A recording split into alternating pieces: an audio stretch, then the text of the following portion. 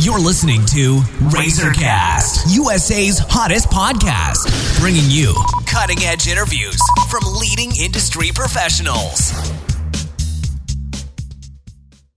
Hello, everyone. This is Liz Harvey coming to you from our studios in New York City, where we are dedicated to bringing you top-quality advice from many of the leading expert professionals across the U.S. In today's episode, we are speaking with chiropractor Dr. Dennis James of Performance Chiropractic Clinic located in Keller, Texas. Dr. James is a nationally recognized chiropractor and member of both the American and Texas Chiropractic Associations. He is also a certified acupuncturist and fellow of the Acupuncture Society of America. Dr. James specializes in family chiropractic care, treating infants to seniors. Today we're going to talk about a very important topic. What causes pain and disease? Find it and eliminate it. Hi, Dr. James. How are you today? I'm doing great, Liz. How are you? I'm great. Thanks for joining me. So, Absolutely. how does a chiropractor help to determine the cause of someone's pain? Well, first and foremost, we really don't search for the pain. We actually search for the problem. It's kind of a backward state than what a lot of people tend to do, because if we search for pain, we can search for unending things that start to happen, as opposed if we get to the source of the problem and improve the function, that's actually going to eliminate the pain. So we take a global aspect. We take a look at range of motion. We take a look at palpation. We do x-rays in our office. We also do an advanced neurological testing as well that allows us to look at a couple different components. We have the sensory component. We know there's pain already, and that's about 10% of that nervous system. But we can also analyze the motor component that controls all the patient's movements, but also the autonomic portion that controls different glands and organs within the system. So when we can take a big global picture, we can not only just treat pain and disease and things of that nature, we can actually restore health and function. And as we do, we tend to see the pain and disease go away. Can a chiropractor identify the causes of some diseases? Absolutely. And it's especially when you're starting to restore that function, there's a lot of different things that can happen. Number one, you have physical type of traumas. So say somebody's in an auto accident, you already know the cause of that. But if somebody's starting to get better with what you're treating, and you find that when they wake up in the morning, that's the only thing that's starting to cause the pain again, you see a repetitive pattern or a text neck, or there's even emotional stresses that tend to happen. And you can get involved with somebody as they're getting better, and you say, I see a pattern in which every time this happens at work or this type of family event, this is what's causing the pain to get worse.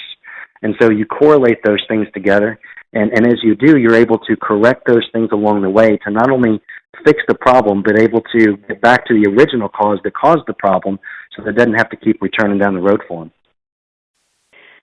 And what are the most effective chiropractic treatments used to alleviate back and neck pain?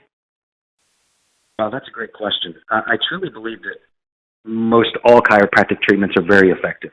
With that being said, we specialize in something that's very unique and very different.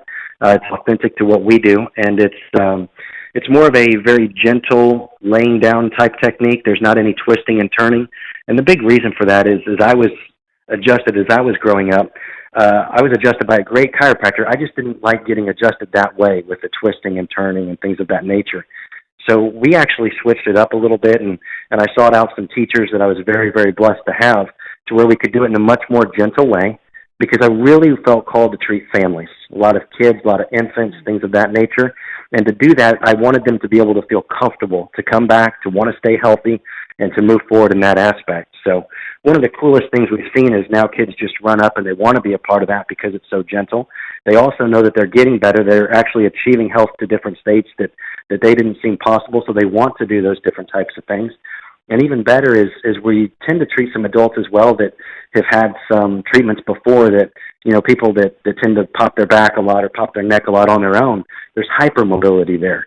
So you actually have to do a little bit less and be more specific in those areas to allow that to stabilize, to get it to the point that the person doesn't feel they need to do that anymore. Can acupuncture provide pain relief both temporarily and long term? Oh, absolutely. And acupressure is something that we specialize with in our office, and we combine it in a lot with that very gentle treatment that we do. And chiropractic and acupuncture basically are a very similar modality that we work together with, okay, a healing healing regimen, so to speak. And the number one goal for it is to restore the neurological energy function of the body and to keep it balanced. And as we work those things together, it's not a matter of short-term or long-term alleviation of pain. It's about restoration of function. And when we restore that function, that pain goes away because that pain was an indicator that there was a problem. And one of the issues is that some people tend to take medication a little bit too early. There are stages where we need it, and we're very aware of that. But if we're able to see that pain and use it as a driving force, as a signal, so to speak, that says something's not right, instead of covering up, we can search for what that is, we can fix it naturally, and now you know that the quality of life that you have as you move forward in 10, 20, 30 years is going to be significantly better. And lastly, with regular chiropractic care, is it possible to prevent pain and lower the risk of disease? Absolutely.